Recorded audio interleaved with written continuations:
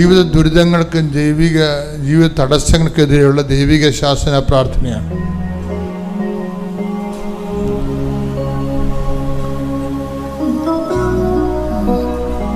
അച്ഛനോട് ചേർന്ന് പ്രാർത്ഥിക്കുക. കർത്താവായ ദൈവമേ, അങ്ങയുടെ വിശുദ്ധ പൗരോഹിത്യത്തെ മഹത്വപ്പെടുത്തണമേ. സഭയിലുള്ള സാന്നിധ്യം പ്രകടമാക്കണമേ. അമ്മേ പരിശുദ്ധമ്മേ, ദേവമാതാവേ, കൃപാസന അൾത്താരയില് പ്രത്യക്ഷപ്പെട്ടുകൊണ്ട് ദുരന്തം ഉണ്ടാകാൻ പോകുന്നു പ്രാർത്ഥിക്കുമെന്ന് അരുളി ചെയ്ത അമ്മയുടെ പ്രത്യക്ഷീകരണത്തിന്റെ സ്ഥിരീകരണത്തിനായി ജീവിത ദുരിതങ്ങൾക്ക് വേണ്ടി രോഗസൗഖ്യങ്ങൾക്ക് വേണ്ടി പ്രാർത്ഥിക്കുന്ന ഈ നിമിഷം അങ്ങയുടെ വലതുകരത്താൽ ഈശോ അങ്ങയുടെ ആണിപ്പെടുതാർന്ന വലതുകരത്താൽ ഞങ്ങളെ ആശീർവദിക്കണമേ. തീർത്ഥാടനത്തിലെ പ്രാർത്ഥിക്കുന്നവരും ഓൺലൈനിലെ പ്രാർത്ഥിക്കുന്നവരും ഈ നിമിഷം കർത്താവിന്റെ ചൈതന്യത്തിലെ നിറയട്ടെ. സ്തുതിക്കട്ടെ. ഹല്ലേലൂയ.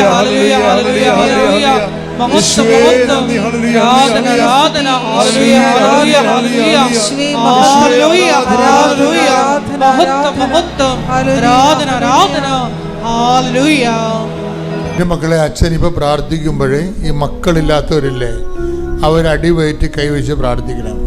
ഇനി അവരിവിടെ ഇല്ലെന്ന് വിചാരിച്ചോ, നിങ്ങളെ അമ്മയാണ് ഇവിടെ ഉള്ളത്. അമ്മ മകൾക്ക് വേണ്ടി അടിവയറ്റി കൈവച്ച് പ്രാർത്ഥിക്കണം. കർത്താവല്ലേ ഇതെല്ലാം കാണുകയും എടുക്കുകയും ചെയ്യുന്നത്. അവന് നെഞ്ചുവേദനയുള്ളവരും സ്ട്രോക്ക് വന്നവരും ശിരസിൽ നെറ്റിയിൽ കൈവച്ചുകൊണ്ട് പ്രാർത്ഥിക്കണം. നെഞ്ചുവേദന വന്നവർ ഹൃദയത്തിൽ കൈവച്ചുകൊണ്ട് പ്രാർത്ഥിക്കണം. അച്ഛൻ നിങ്ങൾക്ക് വേണ്ടി പ്രാർത്ഥിക്കാൻ നമ്മുടെ സമയമാണ്. അവന് ഡിസ്ചാർജൊക്കെ ഉള്ളവരും അടിവയറ്റ് കൈവച്ച് പ്രാർത്ഥിക്കണം. വെള്ളപ്പോക്ക്, വൈറ്റ് ഡിസ്ചാർജൊക്കെ ഉള്ളവരില്ലേ, നടുവേദനക്കാരും കിഡ്നി രോഗികളും പുറകിൽ കൈവച്ച് പ്രാർത്ഥിക്കണം. ടോൺസിൽ രോഗികൾ, തൊണ്ട രോഗികൾ, സ്പോണ്ടിലോസിസ് അസുഖങ്ങളുള്ളവർ തൊണ്ടയിൽ കൈവച്ച് പ്രാർത്ഥിക്കണം. എവിടെയാണ് രോഗം അവിടെ കൈവച്ച് മാറി മാറി പ്രാർത്ഥിക്കാനും കുഴപ്പമില്ല. എവിടെയാണ് രോഗം അവിടെ കൈവച്ച് മാറി മാറി പ്രാർത്ഥിക്കാൻ കുഴപ്പമില്ല. കർത്താവേ, അങ്ങയുടെ മക്കൾക്ക് വേണ്ടി അങ്ങയുടെ അഭിഷേകത്തിന് പ്രാർത്ഥിക്കാൻ തുടങ്ങുന്നു. കർത്താവേ, 39 വർഷം നിന്റെ ബലിയർപ്പിക്കുവാൻ നീ എന്നെ യോഗ്യനാക്കി. ഞാൻ നിനക്ക് നന്ദി പറയുന്നു. ഞങ്ങളുടെ പ്രാർത്ഥനകൾ കേട്ടിട്ടുകൊണ്ട് നിന്റെ ഔദാര്യ അനുഗ്രഹത്തിൻ്റെ ഭാഗമായി ലോകത്തോട് സംസാരിക്കാൻ നീ അൾത്താരയിൽ പ്രത്യക്ഷപ്പെട്ടു. ആ പ്രത്യക്ഷീകരണത്തിൻ്റെ യോഗ്യതയാൽ അങ്ങയുടെ മക്കൾക്ക് വേണ്ടി പ്രാർത്ഥിക്കുകയാണ്. ഈശോയെ, ഒരു തലവേദന ഉള്ളവർ പോലും സുഖപ്പെടാതെ ഇവിടുന്ന് പോകരുത്. കർത്താവേ, നിന്റെ തിരുമുറിവാർന്ന വലതുകരം ഈ മക്കളുടെ ശിരസിൽ വെക്കണം. കർത്താവേ, നിന്റെ തിരുമുറിവാർന്ന വലതുകരം ഈ മക്കളുടെ ശിരസിൽ വെക്കണം. ഓൺലൈനിൽ പ്രാർത്ഥിക്കുന്നവരും ശിരസിൽ കൈവച്ചുകൊണ്ട് പ്രാർത്ഥിക്കട്ടെ. എവിടെയാണ് നിങ്ങളുടെ രോഗങ്ങൾ അവിടെയെല്ലാം കൈകൾ വെക്കാൻ അടിപ്പിടർ പോലെ, വൈദ്യുത ആഘാതം പോലെ ദൈവികമായ ശക്തി അമ്മയുടെ മാധ്യസ്ഥത്തിൽ എല്ലാ രക്തസാക്ഷികളെ, വേദസാക്ഷികളെ, വിശുദ്ധന്മാരെയും സാക്ഷി നിർത്തിക്കൊണ്ട് അടിപ്പിട പോലെ ദൈവികമായ ശക്തി നിങ്ങൾക്ക് ഇറങ്ങി വസിക്കുന്ന സമയമാണ്. സ്വർഗം തുറക്കുന്ന സമയമാണ്. എല്ലാ മാലാഖമാരും നിങ്ങൾക്ക് വേണ്ടി പ്രാർത്ഥിക്കുന്ന സമയമാണ്. എൻ്റെ കർത്താവേ, എൻ്റെ ദൈവമേ, എൻ്റെ കർത്താവേ, എൻ്റെ ദൈവമേ, കർത്താവേ, നിന്റെ തിരുമുറിവാർന്ന വലത്ത് കരം അങ്ങയുടെ മക്കളുടെ ശിരസിൽ വെക്കണമേ. എൻ്റെ കർത്താവേ, എൻ്റെ ദൈവമേ, അടിപ്പിട പോലെ ദൈവിക ശക്തി നിങ്ങളെ കൊടുക്കട്ടെ. മക്കളില്ലാത്തവരെ നീ സ്പർശിക്കണമെന്ന് പ്രാർത്ഥിക്കുന്ന, സ്പോണ്ടിലോസിസ് രോഗമുള്ളവരെ നീ സ്പർശിക്കണമെന്ന് പ്രാർത്ഥിക്കുന്ന, മുട്ടിന് വേദന, മുട്ടൊടിഞ്ഞവരെ, തുടയിലൊടിഞ്ഞവരെ, വെരിക്കോസിൻ്റെ രോഗമുള്ളവർ, ശരീരം അഴുകുന്നവർ, ചിരങ്ങ് രോഗികൾ, ചൊറി രോഗങ്ങൾ, ത്വക്ക് രോഗങ്ങൾ, അതുപോലെയുള്ള എല്ലാവിധ ത്വക്ക് രോഗങ്ങൾ കർത്താവിൻ്റെ കർത്താവിൻ്റെ വിശുദ്ധമായ രക്തത്താൽ ഇപ്പോൾ കഴുകപ്പെടട്ടെ. നടുവേദനക്കാര്, കിഡ്നി രോഗികള്, കരൾ രോഗികള്, ഹൃദയ രോഗികള്, പല്ലുവേദന ഉള്ളവര്, തൊണ്ട രോഗമുള്ളവര്, ശ്വാസകോശ രോഗികള്, പ്രഷർ കുറഞ്ഞവര്, പ്രഷർ കൂടിയവര്, ഷുഗർ രോഗികള്, യേശുക്രിസ്തു നാമത്തിൽ സൗഖ്യം പ്രാപിക്കട്ടെ. ഈശോ അപ്പാ, അങ്ങേ പുത്രനായ യേശുക്രിസ്തുവിന്റെ നാമത്തില്, അങ്ങേ പുത്രനായ യേശുക്രിസ്തുവിന്റെ നാമത്തില് അടയാളങ്ങൾ സംഭവിക്കട്ടെ, അടയാളങ്ങൾ സംഭവിക്കട്ടെ. യേശുവേ, മാരക രോഗങ്ങള്, തിരവേദികള്, ദുരിതങ്ങള്, വാതരോഗങ്ങള് യേശുവിന്റെ നാമത്തില്, യേശുവിന്റെ നാമത്തില്, ക്യാൻസർ രോഗങ്ങള് യേശുവിന്റെ നാമത്തില് മാറിപ്പോകട്ടെ, ശുദ്ധിക്കട്ടെ. സുഖപ്പെട്ടുകൊണ്ട് ഈ ആരാധനയിലൂടെ അങ്ങയുടെ നാമത്തെ വീണ്ടും വീണ്ടും മഹത്വപ്പെടുത്തണമേ. ഹല്ലേലൂയ, ആരാധന, ഹല്ലേലൂയ. സൗഖ്യം നൽകണമേ,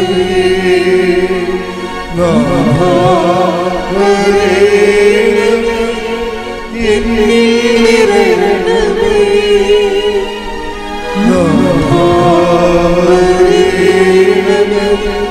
സൗഖ്യം നൽകണമേ. അതുപോലെ തന്നെ നമ്മൾ കുർബാന തുടങ്ങാൻ തീരത്തും ഒരു സൈലൻസ് ഉണ്ട്.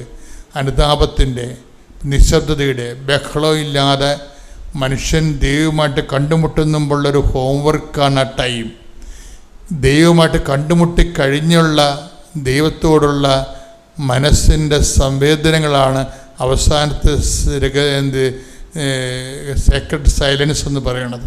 അപ്പോൾ ഇതെല്ലാം ദൈവം നമുക്ക് നൽകിയിരിക്കുന്നത് ആവുന്ന വിധത്തിലെല്ലാം ദൈവമായിട്ട് മനുഷ്യൻ ജീവിക്കാനാണ്. നമുക്ക് പലപ്പോഴും പറ്റുന്നൊരു വിഷയം, ദൈവമായിട്ട് നമ്മൾ ഗുരുതരമായ ഒരു ജീവിതമില്ല, പിന്നെ ഒരു ആചാര അനുഷ്ഠാന പ്രകാരമുള്ളൊരു കാട്ടിക്കൂട്ടലും ഉള്ള സാങ്കേതികതകളാണ് ഉള്ളത്. അപ്പം ആ ഒരു ലെവല് നിങ്ങൾ ചേഞ്ച് ചെയ്യണം. ഒന്ന് പ്രാർത്ഥിക്കുക. കർത്താവായ ദൈവമേ, ആഴമായ ആത്മബന്ധത്തോടെ കാർലോ അക്യൂറ്റസിനെ പോലെ പരിശുദ്ധ കുർബാനയുടെ ധ്യാനത്തോഴനാകാൻ എന്നെ അനുഗ്രഹിക്കണമേ. ശ്രദ്ധിക്കട്ടെ. ഹല്ലേലൂയ.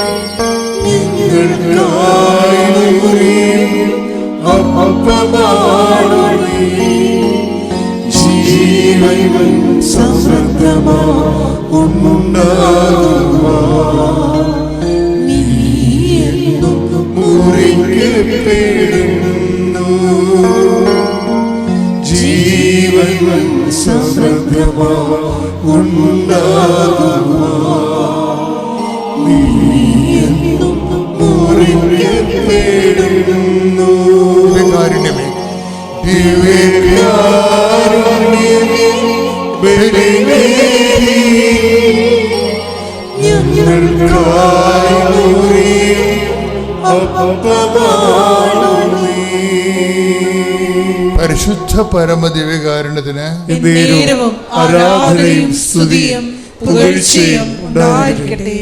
പരിശുദ്ധ പരമദിവ്യകാരുണ്യത്തിന് ആരാധനയും സ്തുതിയും പുകഴ്ചയും ഉണ്ടായിരിക്കട്ടെ. ഇത്രയും പെരുവിരിപ്പുള്ള, ഇത്രയും സ്കൂളിലൊന്നും ഇരുത്താൻ കൊള്ളാത്ത ഹൈപ്പർ ആക്ടിവിറ്റിയും ഓട്ടിസ ലക്ഷണങ്ങളൊക്കെ ഉള്ള ഈ മകനെയും കൊണ്ട് 6 മാസം കഴിയുമ്പോൾ വീണ്ടും ഈ ഡോക്ടറുടെ അടുത്ത് ചെല്ലും. അപ്പോൾ ഇവനെ കാണുമ്പോൾ ഡോക്ടർ ചോദിക്കും, ഇപ്പം മരുന്നെല്ലാം കൃത്യമായിട്ട് കൊടുക്കുന്നുണ്ടല്ലോ അല്ലേന്ന് ചോദിക്കും. അപ്പോൾ ജെയ്മി പറയും, ഡോക്ടർ തന്ന മരുന്നൊന്നും കൊടുത്തിട്ടില്ല. കൊടുത്തില്ലേ? പിന്നെ കൊച്ചിങ്ങനെ സുഖപ്പെട്ട് നിൽക്കണില്ല എന്ന് പറയും. അപ്പം ഞാനൊരാളെ കണ്ടുമുട്ടി ഡോക്ടർ എന്ന് പറയും. ആരാണ്? ഈശോനോട് പറയാൻ അധികാരമുള്ള ഒരാളെ കണ്ടുമുട്ടിയെന്ന്. Hallelujah, hallelujah. ആ സാക്ഷ്യത്തിലേക്ക് പോക്ക് കണ്ടില്ലേ? ഞാനൊരാളെ കണ്ടുമുട്ടിയത്, ആരെയാണ്? മാതാവിനെ കണ്ടുമുട്ടിയ കാര്യം പറയുകയാണ്.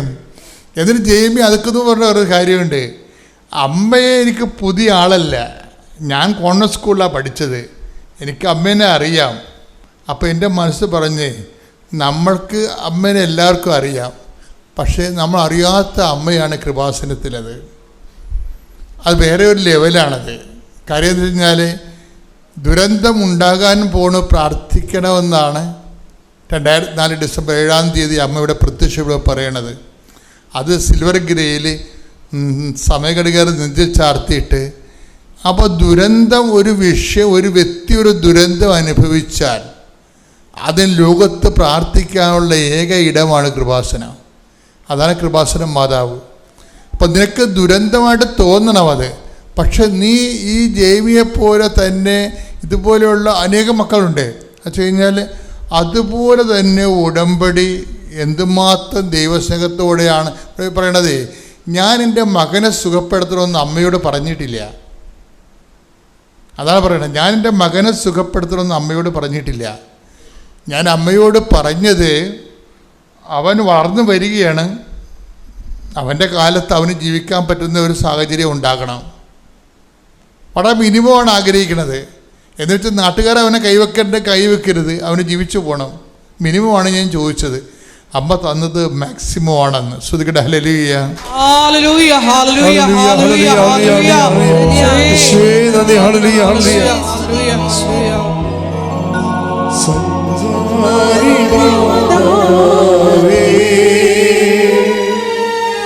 കൃപയുടെ കൂടാരമേ സഞ്ചാരിയാവേ കൃപയുടെ കൂടാരമേ വാഗ്ദാനമേടകമേ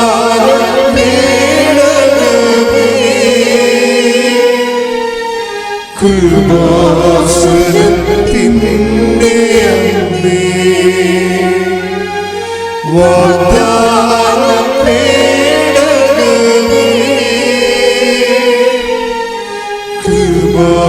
കൃപാസനത്തിൻ്റെ അമ്മേ. പരിശുദ്ധ പരമദിവ്യകാരുണ്യത്തിന് എന്നേരവും ആരാധനയും സ്തുതിയും പുകഴ്ചയും ഉണ്ടായിരിക്കട്ടെ. പരിശുദ്ധ പരമദിവ്യകാരുണ്യത്തിന് എന്നേരവും ആരാധനയും സ്തുതിയും പുകഴ്ചയും ഉണ്ടായിരിക്കട്ടെ. പ്രിയപ്പെട്ടവരെ, ഈ വ്യക്തിക്ക് തന്നെ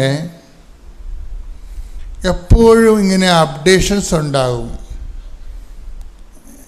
എപ്പോഴും സാക്ഷ്യത്തിൻ്റെ ഓരോ 3 മാസം കൂടുമ്പോഴും പുതിയ പുതിയ ദൈവാനുഭവങ്ങളുണ്ടാകും.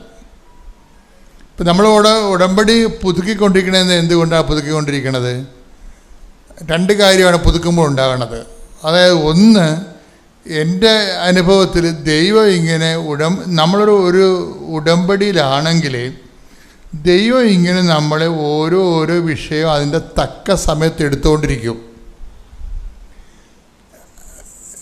നമ്മൾ ഉടമ്പടി പുതുക്കിയില്ലെങ്കിൽ നമ്മൾ വിചാരിക്കും കാര്യം നടക്കുമ്പോൾ ഉടമ്പടി പുതുക്കില്ലെങ്കിലും കാര്യം നടന്നല്ല എന്ന് വിചാരിക്കും. അതങ്ങനെയല്ല നടക്കണത്. അത് നിങ്ങൾ ഉടമ്പടിയിലായിരിക്കുമ്പോൾ തന്നെ ദൈവം അത് ടേക്കപ്പ് ചെയ്തിട്ട് അതാതിൻ്റെ കാലത്ത്, ഇപ്പം അങ്ങനെ ഒരു വാക്കുണ്ട്, ദൈവം എല്ലാം take the word of God അതാതിൻ്റെ കാലത്ത് നല്ലതായിരിക്കത്ത വിധം സൃഷ്ടിക്കുന്നു. അതാണ് ദൈവത്തിൻ്റെ ഒരു സമയക്രമീകരണം എന്ന് പറയുന്നത്. ഇപ്പം നമ്മൾ ഉടമ്പടി വെക്കുന്ന 6 കാര്യങ്ങളും 6 കാലമായിരിക്കും. 6 കാര്യത്ത് അതാതിൻ്റെ കാലത്താണ് ഈ സംഭവം നടക്കുന്നത്. Take the word of God. ശ്രുതികട ഹല്ലേലൂയ ഹല്ലേലൂയ ഹല്ലേലൂയ ഹല്ലേലൂയ ഹല്ലേലൂയ. യേശുവേ നന്ദി. ഹല്ലേലൂയ ഹല്ലേലൂയ സ്തുതി. യേശുവേ ആരാധന. യേശുവേ സ്തുതി. ഹല്ലേലൂയ ഹല്ലേലൂയ ഹല്ലേലൂയ ഹല്ലേലൂയ ഹല്ലേലൂയ ഹല്ലേലൂയ. പ്രഭാഷകൻ 39:34.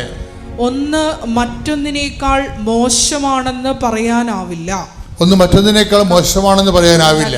ഓരോന്നും യഥാകാലം നന്മയായി തെളിയും. ഉടമ്പടി നിയോഗങ്ങളുടെ രീതിയിൽ അതിൻ്റെ ഒരു കാലമുണ്ട്. അതിൻ്റെ ഒരു കാലം, അത് നടക്കേണ്ട കാലമുണ്ട്.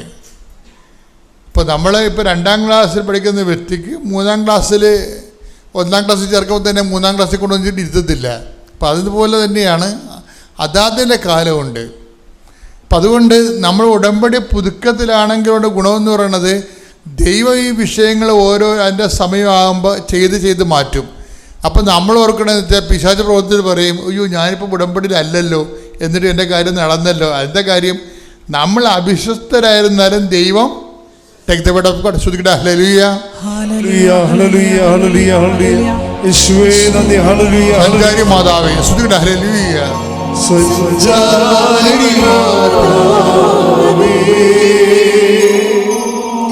കൃപയുടെ ഉടവാരമേ സഞ്ചാരി മാതാവേ കൃപയുടെ ഉടവാരമേ ഭാഷണത്തിന്റെ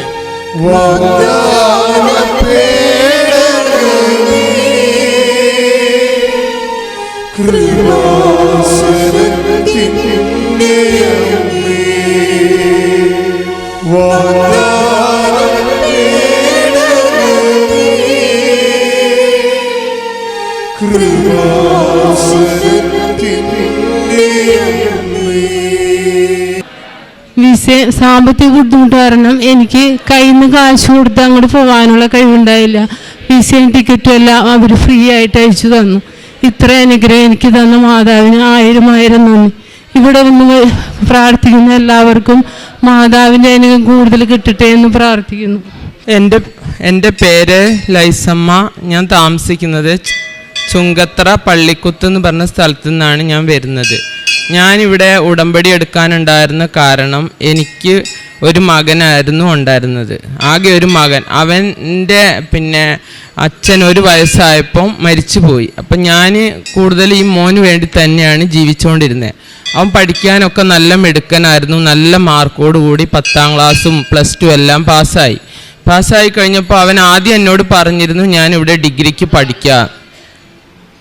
അപ്പം ഞാൻ പറഞ്ഞു ഡിഗ്രിക്ക് പഠിച്ചിട്ട് കാര്യമില്ല, നല്ല എന്തെങ്കിലും കോഴ്സിന് മോൻ പഠിക്കുക എന്ന് പറഞ്ഞ് ഞാനാണ് അവനെ നിർബന്ധിച്ച് എൻട്രൻസിന് വിട്ടത്. എൻട്രൻസിന് വിട്ടിട്ട് അവന് കുസാറ്റിൽ കേരള എഞ്ചിനീയറിങ്ങിനും അവന് നല്ല മാർക്ക് ഉണ്ടായിരുന്നു, കുസാറ്റിലും ഉണ്ടായിരുന്നു. അപ്പോൾ അവൻ പറഞ്ഞു അമ്മേ ഞാൻ കുസാറ്റിലാണ് പോകുന്നത്, അവിടെയാണ് പ്ലേസ്മെൻ്റ് ഒക്കെ എന്ന് പറഞ്ഞു. അപ്പോൾ ഞാൻ പറഞ്ഞു ശരി നിൻ്റെ ഇഷ്ടം പോലെ ചെയ്യട്ടെ എന്ന് പറഞ്ഞ് ഞങ്ങൾ അവനെ കുസാറ്റിൽ കൊണ്ട് അഡ്മിഷൻ എടുത്തു. അവിടെ അഡ്മിഷൻ എടുത്തു കഴിഞ്ഞപ്പോൾ നമുക്ക് ഇതുവരെ എന്ന് പറഞ്ഞാൽ അവൻ നാട്ടിൻപുറത്തുള്ളൊരു സ്കൂളിലല്ലേ പഠിച്ചത് +2 ഒക്കെ. അപ്പോൾ അവിടെ നമുക്ക് നേരിട്ട് ചെന്ന് അധ്യാപകരെയൊക്കെ കണ്ട് കുട്ടി എങ്ങനെ പഠിക്കുന്നു, എങ്ങനെയാണ് മാർക്ക് എന്നൊക്കെ ചോദിക്കാനുള്ള ഒരു രീതി ഉണ്ടായിരുന്നു. ഇവിടെ ഈ കുസാറ്റിൽ അഡ്മിഷൻ കിട്ടിയപ്പോൾ എനിക്കറിയില്ല അവിടെ ആരാ എന്താ വലിയ യൂണിവേഴ്സിറ്റി, ആരോട് ചോദിക്കുക എന്ത് ചോദിക്കുക എന്നൊക്കെ വിചാരിച്ച് ഞങ്ങൾ അഡ്മിഷൻ എടുത്ത് ഇങ്ങോട്ട് പോന്നു കഴിഞ്ഞ് ഞങ്ങൾ അവൻ പഠിക്കുന്നുണ്ടെന്ന് തന്നെയാണ് വിചാരിച്ചത്. പക്ഷേ അതുവരെ എന്ന് പറഞ്ഞാൽ ഹോസ്റ്റലിൽ നിന്ന് ശീലമില്ലാത്ത അവനെ ഹോസ്റ്റലിൽ കൊണ്ടാക്കിയപ്പം ഇവർക്ക് എന്ന് വെച്ചാൽ കുറേ കുട്ടികൾ ഒന്നിച്ച് താമസിക്കുന്നതാണ്. അവർക്ക് ഈ മൊബൈലൊക്കെ ഇങ്ങനെ നോക്കി അവർ 12, 1 മണി 2 മണി വരെയൊക്കെയാണ് അവർ കിടന്നുറങ്ങുന്നത്. ആ സമയത്ത് ഇവന് രാവിലെ കോളേജിലോട്ട് എഴുന്നേറ്റ് പോകാൻ ഇവന് കഴിയുന്നില്ല. അങ്ങനെ ഇവൻ കിടന്നുറങ്ങി, ഇവൻ്റെ അറ്റൻഡൻസ് ഒക്കെ നഷ്ടപ്പെട്ടു. ഇതൊക്കെ ഞങ്ങൾ അറിയുന്നില്ല. ഞാൻ അറിയുന്നതെന്ന് പറഞ്ഞാൽ ഇവൻ 2ാം വർഷം ആകുമ്പോഴാണ്. 2ാം വർഷം ആകുമ്പോൾ എനിക്കൊരു കോള് വന്നു, പ്രിൻസിപ്പാള് നിങ്ങൾ മോനെ ഒരു നാട്ടിൻപുറത്തുനിന്ന് കൊണ്ടുപോയി ഒരു കോളേജിൽ കൊണ്ട് ചേർത്തിട്ട് ഈ കുസാറ്റിൽ കൊണ്ട് ചേർത്തിട്ട് നിങ്ങൾ അവനെ ഒന്ന് ഇതുവരെ തിരിഞ്ഞു നോക്കുവോ, ഈ കോളേജിലൊന്ന് വരുവോ, ഒന്ന് അന്വേഷിക്കുമോ, ഒന്ന് ഇതുവരെ ചെയ്യാത്തത് എന്താണ് എന്ന് പ്രിൻസിപ്പാൾ ചോദിച്ചു. അപ്പോഴാണ് ഞാൻ ആകെ വിഷമിച്ച്. അപ്പം ഞാൻ പറഞ്ഞു എനിക്കറിയില്ല ആരോട് എന്ത് ബന്ധപ്പെടും. അപ്പോൾ അവർ പറഞ്ഞു ഇവിടെ 2 PTA മീറ്റിംഗ് വെച്ചിട്ടുണ്ടായിരുന്നല്ലോ, നിങ്ങൾ ഒരു പ്രാവശ്യം പോലും ഇവിടെ വന്നിട്ടില്ല, ഞങ്ങളെ കോണ്ടാക്ട് ചെയ്തിട്ടില്ല എന്ന് പറഞ്ഞു. അപ്പം ഞാൻ എന്ത് കാണിച്ചു, ഉടനെ തന്നെ ഞാൻ ട്രെയിൻ കയറി ഞാൻ ഇവൻ്റെ കോളേജിൽ ചെന്നു. കോളേജിൽ ചെന്നപ്പോൾ നിർമ്മൽ സാർ എന്ന് പറഞ്ഞൊരു സാറാണ്. സാർ ഇവൻ്റെ അറ്റൻഡൻസ് ഒക്കെ എടുത്തു കഴിഞ്ഞപ്പോൾ പറഞ്ഞു 2ാം സെം എഴുതണമെന്നുണ്ടെങ്കിൽ ഇവന് അറ്റൻഡൻസ് ഇല്ല, ഇവനെ ഇയർ ഔട്ട് ആക്കുമെന്ന് പറഞ്ഞു. ഞാനപ്പോൾ എനിക്ക് ഭയങ്കര സങ്കടമായി. ഞാൻ അവിടുന്ന് ഒരുപാട് കരഞ്ഞ് വിഷമിച്ച് ഞാൻ വീട്ടിൽ പോന്നു. പക്ഷേ എങ്ങനെയെങ്കിലും എക്സാം എഴുതിക്കാന്നുള്ള ഒരു ഉദ്ദേശത്തിൽ ഞാൻ മെഡിക്കൽ സർട്ടിഫിക്കറ്റ് ഒക്കെ ഉണ്ടാക്കാൻ വേണ്ടി അവന് പൈസയൊക്കെ കൊടുത്തു. എവിടെ മെഡിക്കൽ സർട്ടിഫിക്കറ്റ് ഉണ്ടാക്കിയിട്ടും അവനെ ആ 2ാമത്തെ സെമ്മിന് അവനെ എഴുതിച്ചില്ല എന്ന് മാത്രമല്ല 6 മാസം അവൻ പുറത്ത് നിന്ന് എഴുതിച്ചിട്ട് കോളേജിൽ കയറിയാൽ മതി എന്ന് പറഞ്ഞു. പിന്നെ എന്ത് ചെയ്യും, അവൻ വീട്ടിൽ വന്നു. വീട്ടിൽ ബാഗൊക്കെ തൂക്കി വന്നപ്പോൾ ഞാൻ അവനോട് കർശനായിട്ട് പറഞ്ഞു, ഇവിടെ നിൽക്കണ്ട, നീ ഇത്രയും നല്ലൊരു കുട്ടിയായി പഠിക്കുന്നത് എനിക്ക് നാണിക്കേടാണ്, അപ്പം നീ എഴുതിയെടുത്ത് കോളേജിൽ കയറിയിട്ട് ഇങ്ങോട്ട് വന്നാൽ മതി, ഞാൻ വളരെ കർശനായിട്ട് അവനോട് പറഞ്ഞു. അപ്പോൾ അവൻ പറഞ്ഞു, ഞാൻ കയറും, കോളേജ് എഴുതിയെടുക്കും, അമ്മ വിഷമിക്കണ്ട.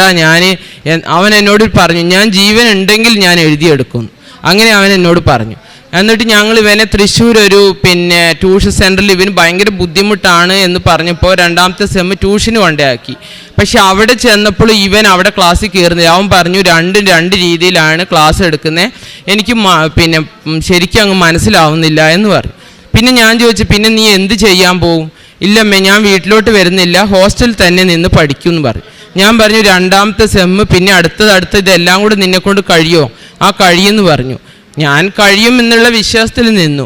പക്ഷേ പിന്നെ കൊറോണ ആയിട്ട് ക്ലാസ്സിൽ വീട്ടിൽ ഓൺലൈനായി. പിന്നെ കോളേജിൽ ചെന്നപ്പോൾ 3-ാം വർഷമായപ്പോഴും ഞാൻ ടീച്ചറെ വിളിച്ചു വെച്ചപ്പോൾ പറഞ്ഞു, ഒരുപാട് പ്രശ്നങ്ങളാണ് ജോജോയ്ക്ക്, അവൻ രാവിലെ ക്ലാസ്സിൽ വരാൻ പറ്റുന്നില്ല, ആകെപ്പാടെ കുറേ പേപ്പറുകൾ എഴുതിയെടുക്കാനുണ്ട് എന്നൊക്കെ പറഞ്ഞു. 3-ാം വർഷം ഇതുപോലെ ടീച്ചർ പറഞ്ഞു, പിന്നെ കുറേ പ്രശ്നമാണ്, ഇനി രക്ഷപ്പെടുമെന്ന് അറിയില്ല ജോജോ എന്ന് പറഞ്ഞു.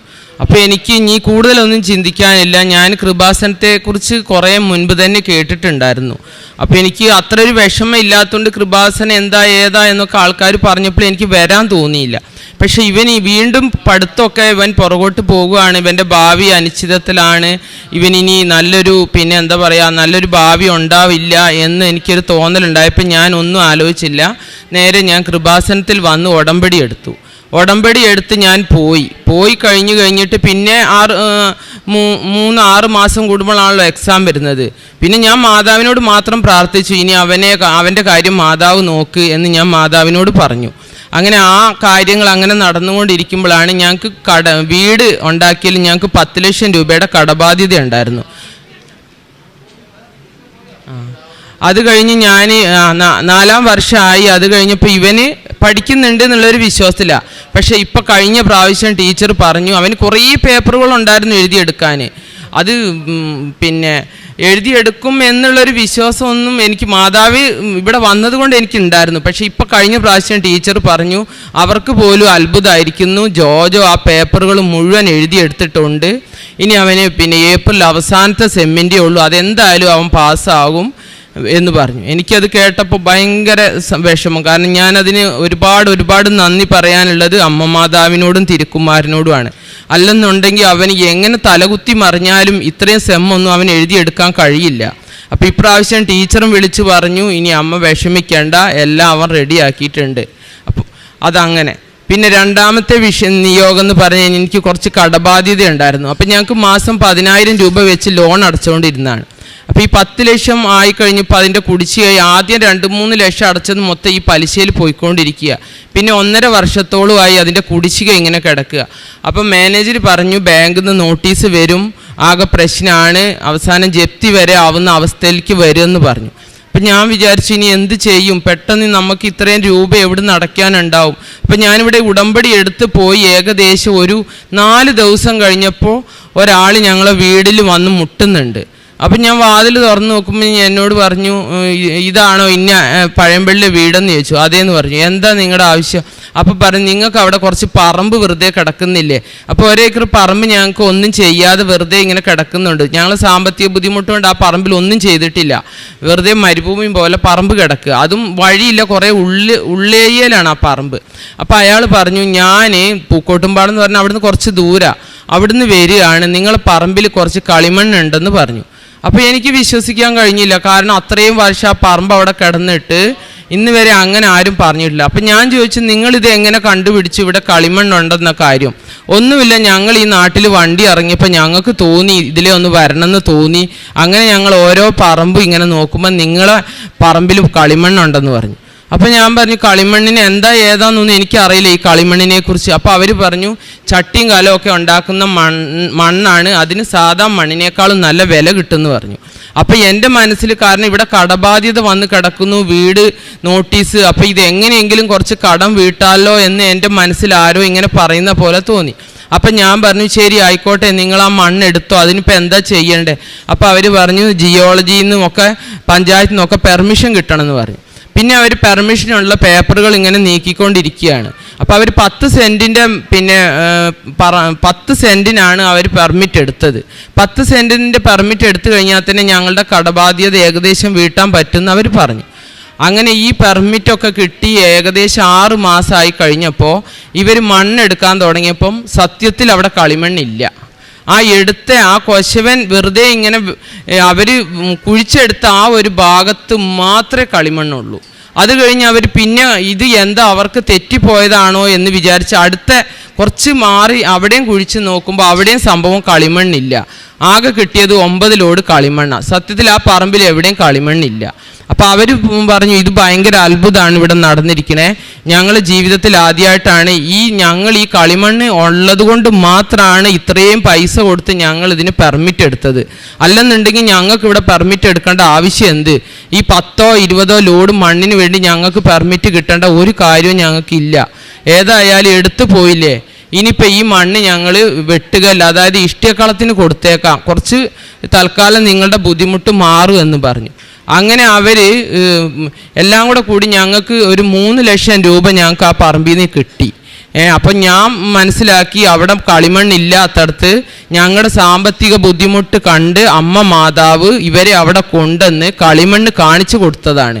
അത് 10 ലോഡ് ഒക്കെ കളിമണ്ണിന് സാധാരണ എവിടെയും പെർമിറ്റ് കിട്ടില്ല, അതൊട്ട് കണ്ടുപിടിക്കാൻ പോലും കഴിയില്ല. എന്നിട്ട് ഇവരത്രയും ആ ഒരു ഭാഗത്ത് ആ കളിമണ്ണ് കണ്ടുപിടിച്ചതും അതിനു വേണ്ടി അവർ 6-7 മാസം കിടന്ന് കഷ്ടപ്പെട്ട് അതിന് പെർമിറ്റ് എടുത്തപ്പം അവർക്ക് കുറേ നഷ്ടങ്ങൾ ഉണ്ടായി എന്ന് മാത്രമേ ഉള്ളൂ. പക്ഷെ ഞങ്ങൾക്ക് ഞങ്ങളുടെ അത്യാവശ്യ കാര്യങ്ങൾ, വീട് ജപ്തി അല്ലെങ്കിൽ ബാങ്കിൽ അടയ്ക്കാനുള്ള കടബാധ്യതകളൊക്കെ ഞങ്ങൾക്ക് 2 വർഷത്തേക്ക് ഞങ്ങൾക്ക് ഇനി ഒന്നും നോക്കണ്ട, ഞാൻ ഈ പൈസ കൊണ്ട് അതുപോലെ ബാങ്കിൽ അടച്ചു. അപ്പം ഇനി എനിക്ക് 2 വർഷത്തേക്ക് എൻ്റെ വീടിൻ്റെ ഒരു ജപ്തി നടപടികളോ കടബാധ്യതയോ ഒന്നും എനിക്ക് ഉണ്ടാവില്ല. എനിക്കപ്പോൾ ഒരുപാട് ഒരുപാട് എനിക്ക് നന്ദി അമ്മ മാതാവിനോടും തിരുക്കുമാരനും. പിന്നെ എൻ്റെ മോൻ ഇത്രയും പേപ്പറുകളൊക്കെ എഴുതിയെടുത്തത്